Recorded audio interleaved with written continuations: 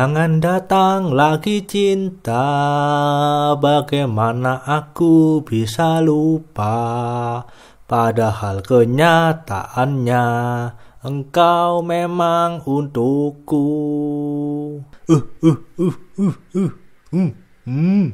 Ada apaan tuh ya?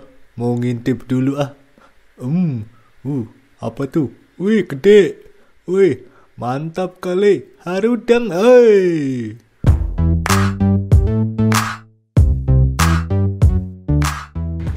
Hai teman-teman semuanya, ketemu lagi kita kali ini di channel Jin dan Jun.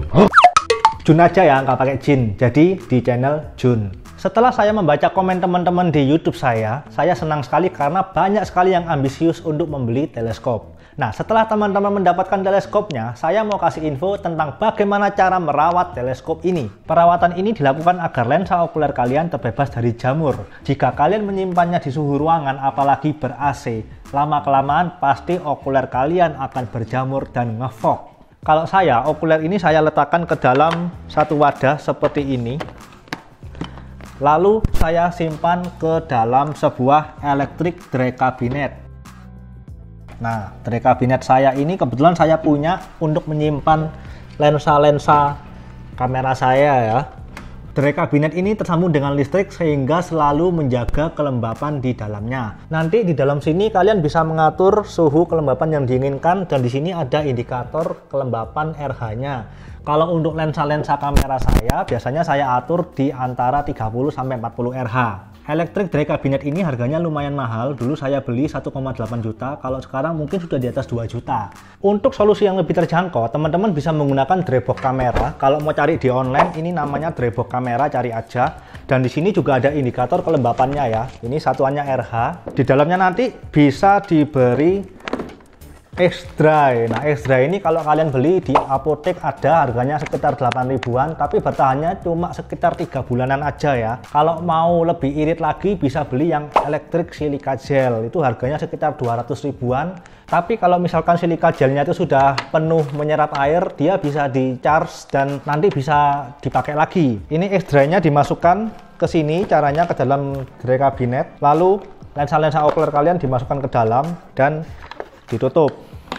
Dan ini aman dari kelembapan karena di dalamnya sudah ada X-Dry-nya. Untuk solusi yang lebih terjangkau lagi, teman-teman bisa membeli Tupperware, tapi jangan lupa membeli Tupperware yang ada karetnya supaya udara-udara tidak bocor masuk ke dalam. Nanti di dalamnya dry cabinet itu bisa diberi X-Dry atau silica gel elektrik. Kalau Tupperware harganya murah sekitar 80 ribuan aja. Juga jangan lupa menambahkan silica gel pada tabung teleskop. Biasanya saya ngasih 2 untuk bagian lensa objektifnya, lalu ditutup. Kalau mau dikasih cuma 1 juga nggak apa-apa. Lalu bagian belakang pada lensa okuler ini juga saya kasih 1 ya. Nah, seperti ini. Lalu untuk membersihkan lensa objektif atau lensa okuler, teman-teman harus punya 2 alat ini ya. Ini blower dan lens pen. Pertama-tama ini saya contohkan dengan lensa kamera saya ya. Jadi blower ini fungsinya untuk membersihkan debu-debu yang menempel pada permukaan lensa objektif kalian. Pemakaiannya seperti ini ya.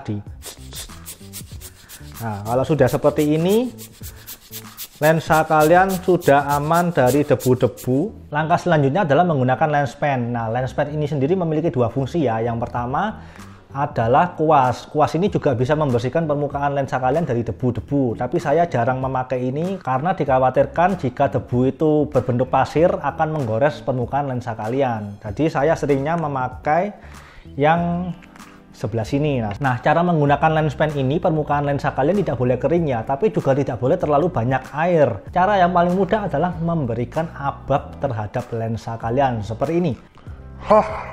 Dan setelah itu kalian bisa mengusapkan lens pen ke permukaan lensa kalian seperti ini ya. Oke, ini gerakan memutar seperti ini sampai ke ujung yang paling tengah. Jadi sudah kinclong seperti ini. Lalu saya mendapat komen dari saudara Velim Kurniawan. Beliau mengatakan, buat lihat matahari Isa Yako. Oke, ini perhatian buat teman-teman di rumah, jangan pernah melihat matahari dengan teleskop tanpa bantuan filter matahari, karena akan menyebabkan mata kalian terbakar hingga menimbulkan kebutaan. Ini sangat fatal sekali, jadi saya tekankan sekali lagi, gunakan filter matahari. Filter matahari atau solar filter ini fungsinya untuk mengurangi intensitas cahaya matahari yang kita terima agar dapat kita lihat dan dapat kita foto dengan kamera. Nah, kalau kalian mau memotret dengan kamera juga harus menggunakan filter ini ya. Kalau tidak, sensor kamera kalian akan terbakar. Kalau teman-teman nggak percaya, saya akan perlihatkan bagaimana matahari dapat menyebabkan kebutaan hingga membakar sensor lensa kalian. Nah guys, di sini saya sudah menyiapkan sebuah tisu yang sudah saya warnai hitam di tengahnya. Ya, ini saya gunakan kaca pembesar dan kita sudah dapat titik spotnya ya, itu udah mulai terbakar. Jadi seperti ini bahayanya jika teman-teman melihat matahari langsung dengan teleskop tanpa menggunakan filter matahari. Ya, akan terbakar sampai lubang, ya bolong tengahnya. Dengan solar filter ini, intensitas cahaya matahari dikurangi hingga menjadi 0,00001%. Jadi yang kita lihat nantinya benar-benar cahaya asli dari matahari itu sendiri. Filter untuk melihat matahari ini standarnya adalah ND 3,8. Sayangnya mencari di pasaran standar ND 3,8 ini sangatlah susah. Kebanyakan yang dijual di pasaran adalah standar ND5. Berbagai jenis solar filter yang dijual di pasaran, salah satunya adalah bahan black polymer. Jika teman-teman menggunakan bahan ini, gambar yang dihasilkan agak kemerah. Bahan black polymer ini juga ada dua macam yang dijual di pasaran. Yang pertama adalah yang besar, biasanya ditaruh di depan lensa objektif. Yang kedua adalah ditaruh di depan lensa okuler. Untuk yang dipasang di depan lensa okuler, bentuknya kurang lebih seperti ini. Nah, lalu ini nanti dipasangkan seperti ini ya. Oke, setelah itu baru dimasukkan ke dalam teleskop. Untuk bahan black polymer yang diletakkan di depan lensa okuler sebelah sini, saya tidak rekomendasikan ya, karena itu berarti dia hanya mengurangi intensitas cahaya matahari dari sebelah sini. Artinya cahaya matahari masih dapat masuk melalui lensa objektif dan bagian tabung ini tidak terlindungi. Jadi saran saya buat teman-teman yang ingin membeli black polymer, belilah yang besar dan diletakkan di depan lensa objektif, sehingga dia benar-benar melindungi seluruh badan teleskop dari cahaya matahari. Yang berikutnya adalah solar filter ND5. Ini yang saya rekomendasikan buat teman-teman di rumah, sekaligus saya juga pakai yang ini.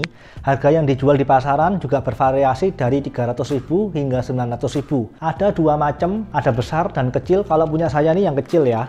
Kalau yang besar tuh nanti bentuknya full setutup lensa objektif ini.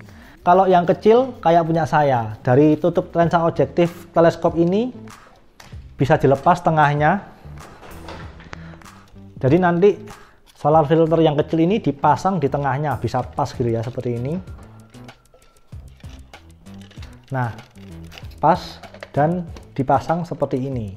Kalau punya saya yang kecil ini, saya belinya langsung ke Tiongkok lewat pre-order di Tokopedia. Harganya murah saja, cukup 74.000 sudah sampai ke rumah saya. Kalau teman-teman ingin tahu tempat saya membeli, saya akan cantumkan link pembelian saya di link deskripsi ya.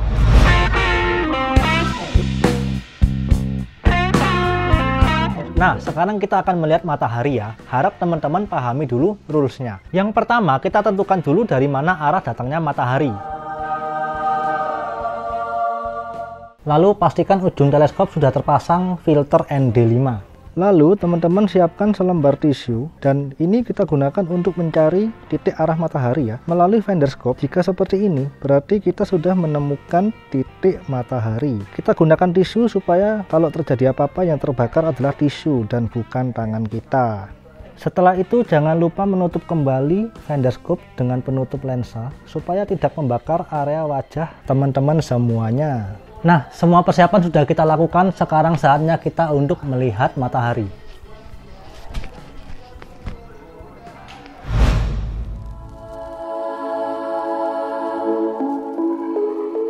Ini adalah matahari pagi.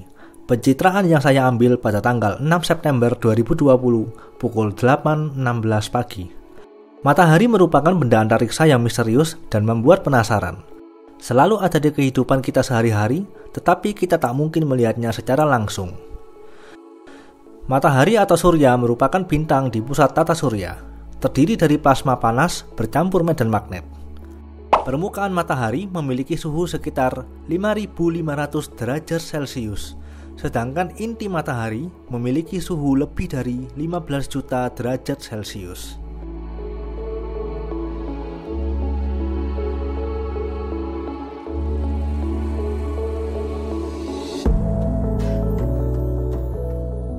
Ini adalah matahari saat siang hari. Pencitraan yang saya ambil pada tanggal 30 Agustus 2020 pukul 14.11 siang. Jarak matahari dari bumi sekitar 149,6 juta kilometer.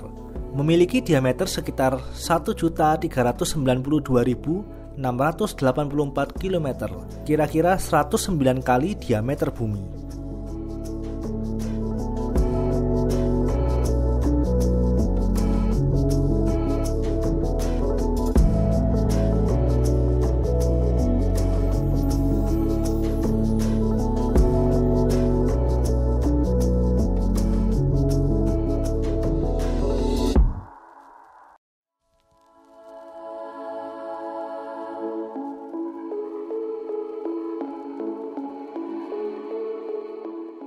Ini adalah matahari terbenam.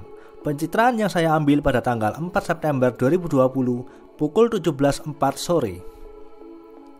Sekitar 3/4 massa matahari terdiri dari hidrogen 73,46%, lalu didominasi helium 24,85%. Sisa massa terdiri dari elemen-elemen berat seperti oksigen, karbon, neon, besi, nitrogen, silikon, magnesium, dan belerang.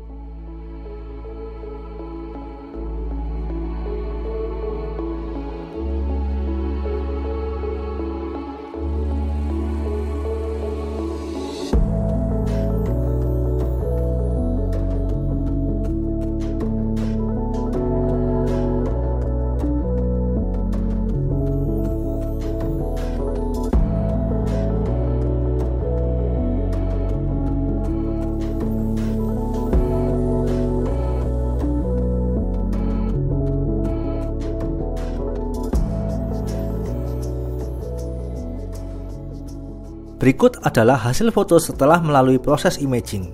Mari kita perbesar. Ciri khas dari matahari adalah prominensa, berupa bagian matahari menyerupai lidah api yang sangat besar dan terang yang mencuat keluar dari bagian permukaan, serta seringkali berbentuk loop atau putaran. Matahari memiliki bintik atau yang disebut sunspot, merupakan granula-granula cembung kecil yang ditemukan di bagian fotosfer matahari dengan jumlah yang tak terhitung. Bintik matahari tercipta saat garis medan magnet matahari menembus bagian fotosfer. Ukuran bintik matahari ini dapat lebih besar daripada ukuran bumi. Sayangnya, bintik matahari ini tak selalu muncul jika kita melihat melalui teleskop. Oke, sekian video kita pada sesi kali ini, dan buat teman-teman jika ada pertanyaan jangan lupa tulis di kolom komentar, dan jangan lupa share video ini karena ilmu itu akan berguna jika dibagi. Sampai ketemu di video berikutnya.